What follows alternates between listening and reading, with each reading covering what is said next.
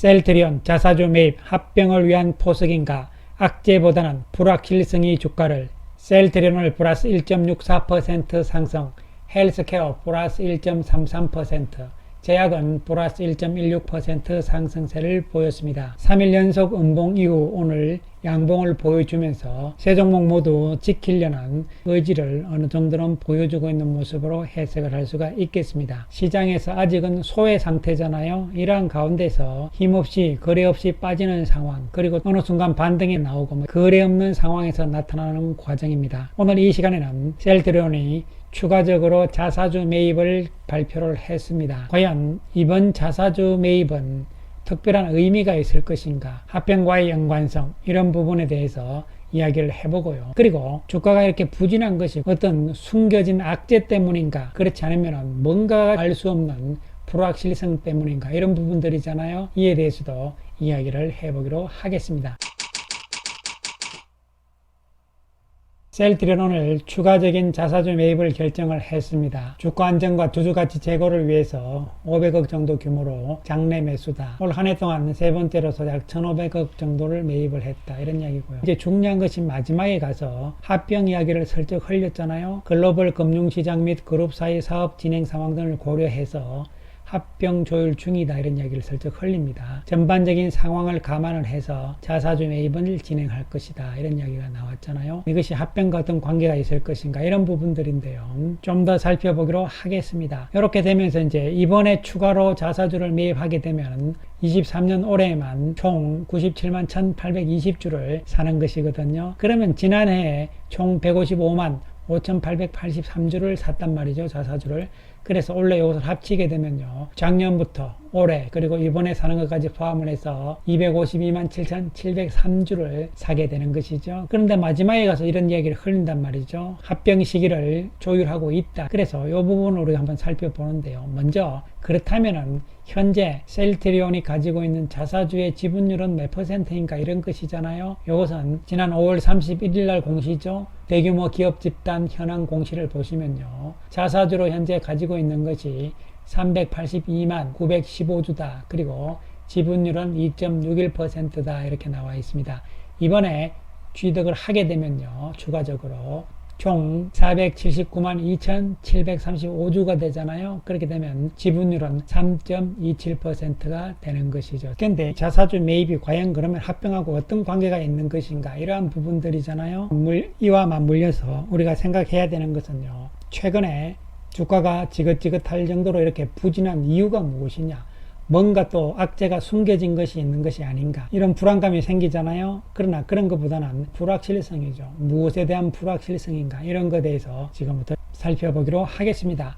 먼저 어저께도 공시를 냈지만 유럽에서 헬스케어가 지금 잘 나가고 있다. 특히 프랑스에서 잘 나가고 있다. 정리를 하면요, 프랑스에서 렘시마와 렘시마 SC의 점유율이 68%라는 것은 대단한 것입니다. 사실은 그동안 불확실성이 뭐냐면은 직판 체제가 제대로 될 것이냐, 이런 부분이잖아요.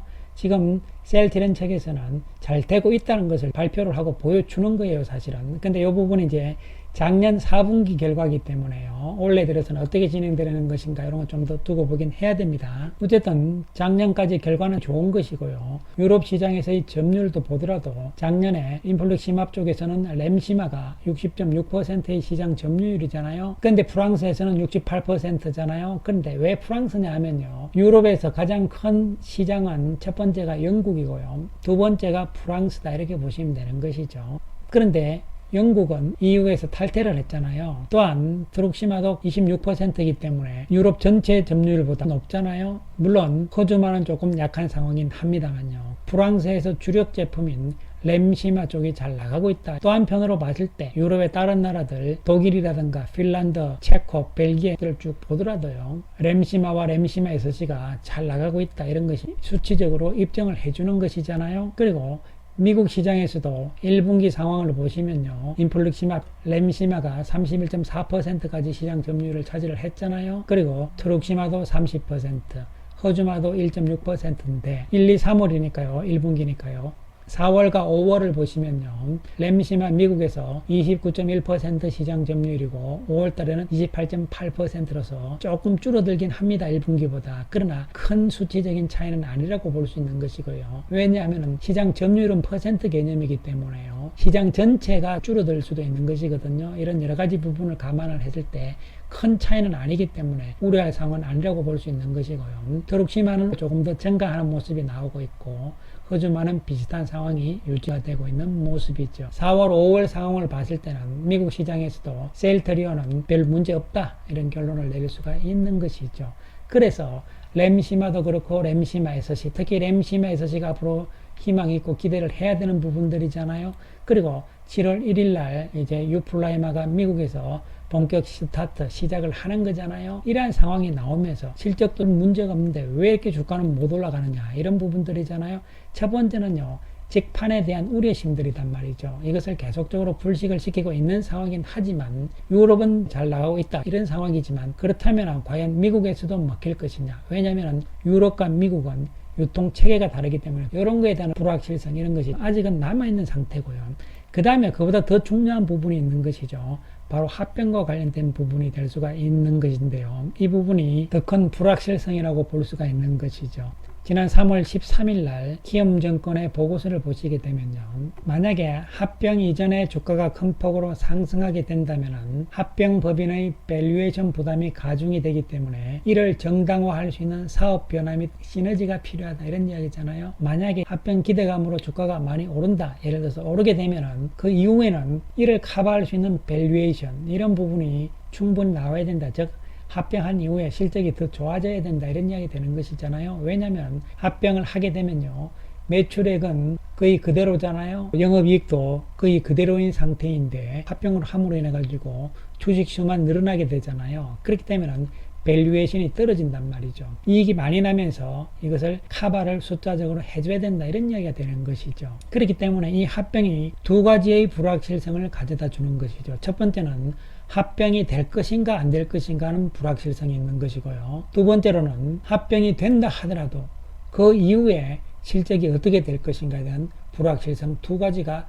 있는 것이죠. 지금 셀트리온 그룹주들이 앞으로 실적이 좋다 여러 가지 이벤트들이 남아있다 이름에도 불구하고 주가가 무겁게 움직이는 이유가 될 수가 있는 것이죠. 그러면 해법은 뭐냐 이런 것이잖아요. 첫 번째로 합병이 성공이 될 것인가 말 것이냐 이런 부분인데요.